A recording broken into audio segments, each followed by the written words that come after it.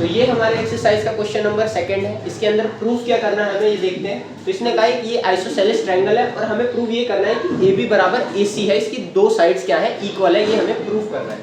चलते हैं प्रूफ करने। पहले हम देखेंगे गिवन क्या है, कि गिवन बहुत ज़्यादा इंपॉर्टेंट हो जाता है, क्योंकि गिवन अगर हमें पता चल जाता है क्या क्या है तो हमें आइडिया लगने में आसान हो जाता है कि हम क्या चीज़ों को अपने प्रूफ में या कॉन्ग्रुएंस ट्रायंगल करने में यूज़ कर सकते हैं।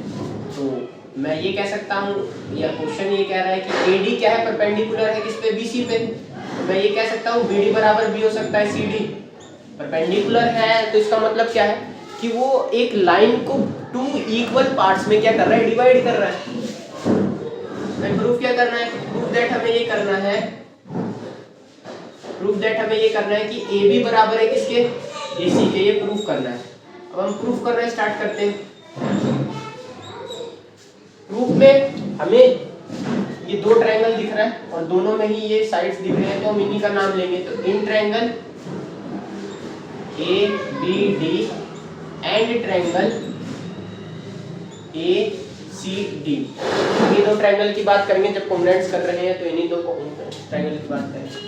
तो इन दोनों ट्रायंगल में हमें गिवन क्या दे रखा है, पहले उस पर बात कर लेते हैं। तो हमें गिवन पहला तो दे रखा है AD बराबर CD दे रखा है, यानी BD बराबर CD, सॉरी BD बराबर CD हमें ये गिवन दे रखा है, क्योंकि क्या है, AD क्या है, परपेंडिकुलर है।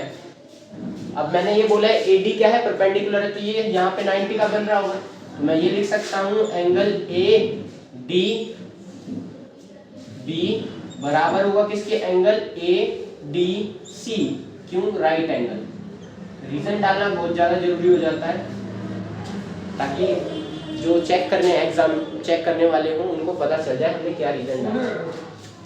तीसरी चीज देखें, मैंने कहा दो चीज हमें हमेशा गिवन होगी, ये चीज हमें पता है, लेकिन तीसरी चीज हम खुद ढूंढेंगे, वो एक चीज हमेशा कॉमन होगी ही होगी, चाहे आप किसी भी ट्रायंगल को कॉन्ग्रुएंट प्रूव कर ले। तो इसमें देखिए आप AD क्या है, इस ट्रायंगल में भी कॉन्ग्रुएंट साइड है और इस ट्रायंगल की भी कॉन्ग्रुएंट साइड है। तो मैं ये लिख सकता हूँ AD बराबर AD, क्योंकि ये क्या है, कॉमन है, कॉमन साइड है।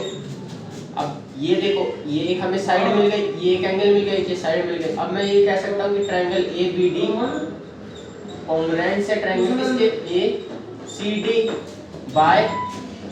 बाय रूल क्या लगा, SAS रूल से मैंने क्या कर दिया, इस ट्रायंगल को इसके कॉन्ग्रुएंट प्रूफ कर दिया है। तो मैं ये भी कह सकता हूँ कि इसकी साइड्स भी क्या हो जाएंगी, इक्वल हो जाएंगी, क्योंकि ट्रायंगल जब कॉन्ग्रुएंट हो जाते हैं तो उनकी साइड्स हो, एंगल हो, वो सारे क्या हो जाते हैं, इक्वल हो जाते हैं। तो मैं ये लिख सकता हूँ AB बराबर किसके हो जाएगा, AC के, डिवीजन बाय CPCT। कितनी देर में आ रहा है, बस। तो हमारा कुछ सेकंड क्वेश्चन इस प्रकार होगा। आई होप आपको ये समझ आया हो। अब इसी प्रकार से थर्ड भी है।